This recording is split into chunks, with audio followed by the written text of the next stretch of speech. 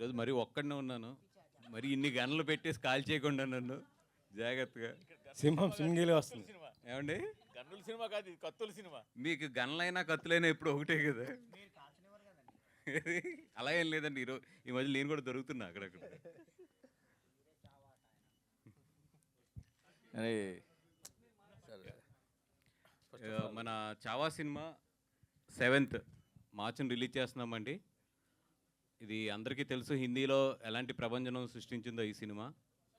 అట్లాంటి ఇంత మంచి సినిమాని తెలుగులో తీసుకొచ్చి రిలీజ్ చేసినందుకు నిజంగా నేను చాలా గర్వంగా ఫీల్ అవుతున్నాను.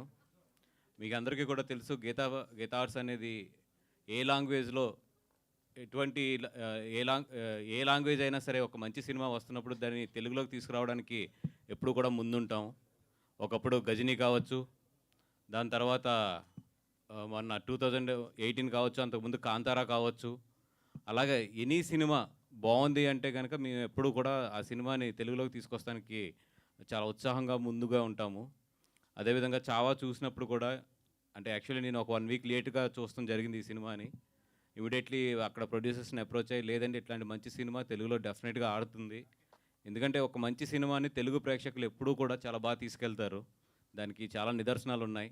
అది తమిళ సినిమా అయినా సరే, మలయాళం సినిమా అయినా సరే, కన్నడ సినిమా అయినా సరే, లేదంటే కనుక ఒక హిందీ సినిమా అయినా సరే, ఎనీ లాంగ్వేజ్ ఒక మంచి సినిమాని తెలుగు ప్రేక్షకులు ఎప్పుడూ కూడా చాలా దగ్గరగా, చాలా మనసుకు దగ్గరగా తీసుకుని ఆదరిస్తారు 100%. అదేవిధంగా చావా సినిమా కూడా ఇది అన్ని సినిమాల లాంటి సినిమా కూడా కాదు. మన చరిత్రని, ఎస్పెషల్లీ మన దక్షిణాది చరిత్రని నిజంగా చాలా ఇంపార్టెంట్ ఘట్టాలతో ఈ సినిమా నేపథ్యం అనేది తీసుకోవడం జరిగింది. డెఫినెట్గా దీంట్లో ఉన్న క్లైమాక్స్ లాస్ట్ 25 మినిట్స్ ఇండియా మొత్తాన్ని, హిందీ వెర్షన్లో రిలీజ్ అయినప్పుడు ఇండియా మొత్తాన్ని కూడా కళ్ళంట నీళ్ళు పెట్టించింది లాస్ట్ 25 మినిట్స్. అట్లాంటి అంత మంచి చిత్రాన్ని ఈరోజు మేము తెలుగులోకి తీసుకొస్తున్నాము. డెఫినెట్గా ఈ సినిమా చూడని వాళ్ళు ఎవరైతే ఉన్నారో, అదేవిధంగా తెలుగులో రావాలని చెప్పి కోరుకున్న వాళ్ళు కూడా చాలామంది ఉన్నారు. అందరూ కూడా ఈ సినిమాకి వచ్చి ఈ సినిమాని మంచి విజయం సాధించాలని కోరుకుంటున్నాం. ఎందుకంటే ఇట్లాంటి మంచి సినిమాలు నిజంగా మంచి విజయం సాధిస్తే కనుక చాలామందికి ఒక మంచి ఇన్స్పిరేషన్ అవుతుంది. మన చరిత్రలో ఎన్నో ఇట్లాంటి బయటికి రాని కథలు చాలా ఉన్నాయి.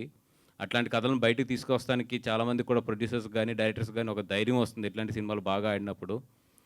అపార్ట్ ఫ్రమ్ అన్నిటికన్నా కూడా ఈ సినిమా ఒక టెక్నికల్గా కానీ, ఒక కథాంశంగా కానీ, ఒక స్క్రీన్ ప్లేలో కానీ, ఒక క్వాలిటీ ఆఫ్ ద ఫిలిం నిజంగా మెస్మరైజ్ చేసిన మమ్మల్ని అందరినీ కూడా.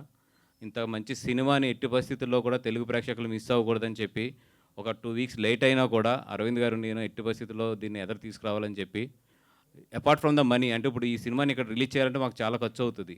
ఇది రేపొద్దున వస్తుందా రాదా ఈ అన్నిటికన్నా కూడా ఒక మంచి సినిమాని తెలుగు ప్రేక్షకుల ముందుకు తీసుకురావాలని చెప్పి మాత్రం ముందు తీసుకొస్తున్నాం మేము. థ్యాంక్ యూ అండి. Thank you so much.